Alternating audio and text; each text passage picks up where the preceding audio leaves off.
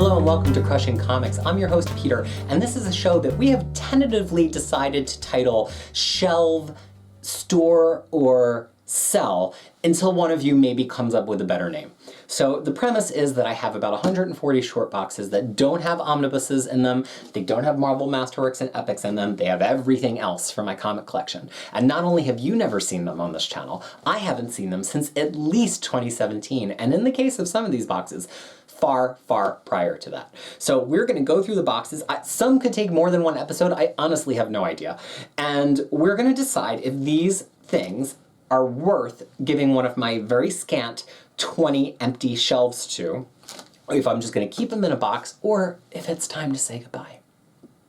So this is box 1096. I don't have over 1,000 boxes, that's just the way my numbering works. And it is labeled on the outside, Marvel Events. Let's see what's inside. Oh, I was serious when I said Marvel Events. So this is Avengers: The Contest. This is technically, I think we could say, Marvel's first event. It was a mini-series called The Contest of Champions, and while it did feature the entire Marvel Universe worth of characters, it was mostly focusing on several new, or relatively new, international characters to represent different parts of the globe. It's funny, you know, I have had so many different collections pages on Crushing Crisis about different characters, and almost any character that was around when this was published, which I think was, I want to say 1982?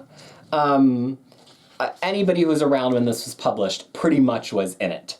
And so I have to refer to it constantly. I've paged through it a lot of times. Do you know, I've never actually read it, which is like kind of weird.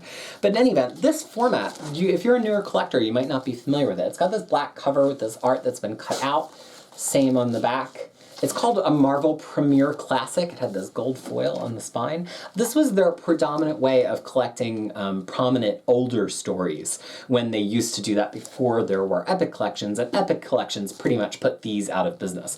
But weirdly, some things like this are probably not going to make it into an Epic collection because it stood alone. And Marvel hasn't come out with a great format to show us how they're going to capture those standalone things yet. There's been milestones for the X-Men line, but we haven't seen those for other lines of crossovers yet. So this is really the best way you can have this version of a collection right now. There's no better version, there's no oversized version, so I'm sticking with it. And we'll talk about later if it's going to make it onto the shelf. Knowing this is the first one in the box, I suspect I know what else is in here. Actually, I was so confident a moment ago that I knew what this box is.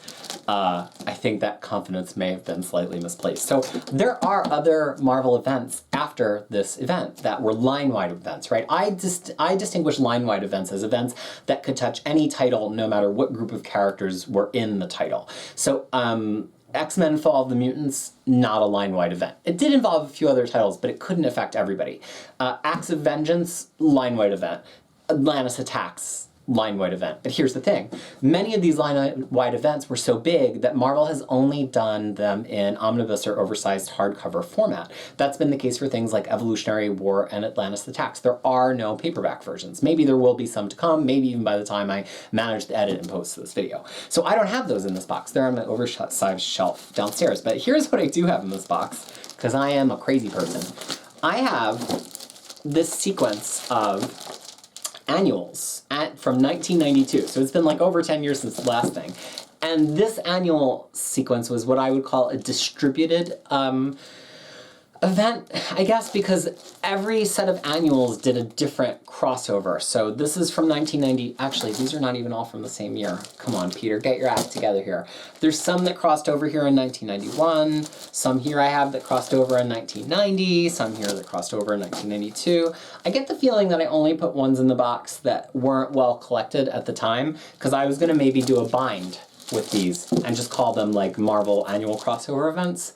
I'm skeptical that I really need to put these on a shelf. Some of these things have actually been collected since then in Epic Collection, so I don't think we need to count them as real collections. I think they might go back to store, maybe even sell.